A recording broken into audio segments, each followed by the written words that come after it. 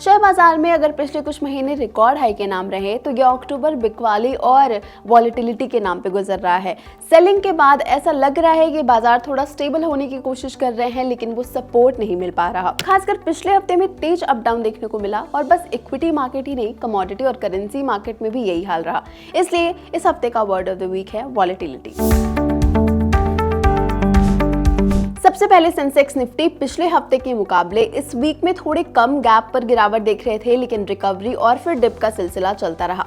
Sensex 85,900 के record high से कम 5,000 point नीचे चल रहा है। हफ्ते की शुरुआत 81,000 के करीब हुई थी। इंडेक्स रिकवर करके 81,600 तक भी गया था, लेकिन फिर यहां से 81,400 के आसपास का लेवल दिखाई दिया।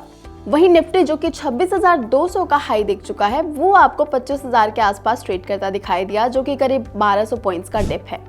एक्चुअली बाजार में भयंकर बिकवाली वाली गिरावट भी देखने को नहीं मिली, क्योंकि एफआईआईज पहले ही अपनी पोजीशन काफी हल्की कर चुके हैं और चूंकि चीन में कोई स्टिमुलस अनाउंस नहीं हुआ, जिसकी वजह से बाजार को कोई बहुत बड़ा नेगेटिव ट्रिगर नहीं मिला। लेकिन चूंकि एफआईआईज की बिकवाली जारी रही और घरेलू बाजार को सपोर्ट का कोई बड़ा फैक्टर नहीं मिला था, जिसके चलते फिलहाल बाजार में वॉलेटिलिटी का ही ट्रेंड दिख रहा है। लेकिन इसके साथ ये जानना जरूरी है कि ग्लोबल ब्रोकरेज बर्नस्टेन ने महंगे वैल्यूएशंस के चलते भारतीय स्टॉक्स का वेटेज घटा दिया है और फॉरेन फ्लोज और पॉलिसी स्टिमुलस के चलते चीन पर बुलिश है। चीन का वेटेज 50 बेसिस पॉइंट से बढ़ाया भी गया है। कमोडिटी बाजार में सबसे ज्यादा एक्शन क्रूड ऑयल में था। हफ्ते की शुरुआत में जियोपॉलिटिकल टेंशन थोड़ा ईज पड़ने के चक्कर में यहाँ आपको $77 से $81 तक की दौड़ भी दिखी। 6 दिनों की तेजी के बाद क्रूड $77 तक गिरा था, लेकिन ईरान पर इजरायली हमले की आशंका में $81 तक भी गया। यहाँ से थोड़ी सी नरमी आई थी, लेकिन यूएस में हरिकेन मिल्टन के चलते यहाँ फिर से तेजी दिखी।